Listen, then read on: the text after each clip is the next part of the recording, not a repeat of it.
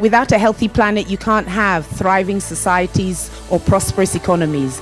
Those are wishful thinking. You need to keep on looking at the basis of life on Earth. And so that's our theory of change. If we talk about the science that helps strengthen life on Earth, we can then talk about quality education, gender equality. All those things are built on a healthy planet that gives us food, that gives us sustainable livelihoods.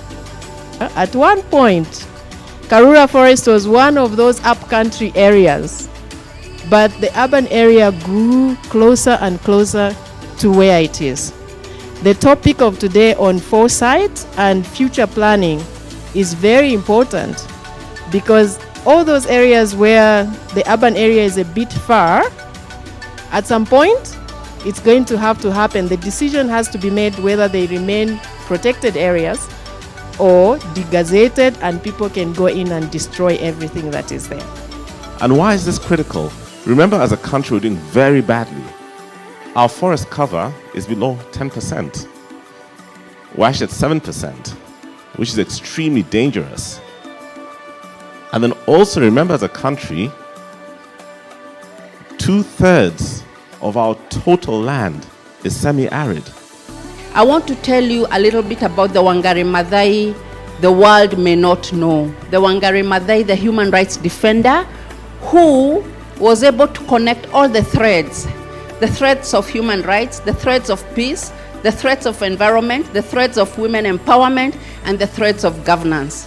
That is the Wangari Maathai we represent at the foundation, the totality, the holistic Wangari Maathai. A city like Nairobi is dependent on a dam, the dam upstream coming all the way from the waters of the Aberdares. But for anybody who's been to the Aberdares, it's a thick forest. And the rivers there and the springs of life emerging out of there. So how do we even protect these spaces and make sure that even as we live in this city, our sources of water are clean and are healthy and are also healing for us as a collective? What is one assumption we are making about the future of Karura, for example? What if the future generation they like virtual forests and not real forests? Have we ever asked ourselves those questions? In our discussion with the team from Alliance for Science, what we did a few years ago, we published the status of water towers in the country.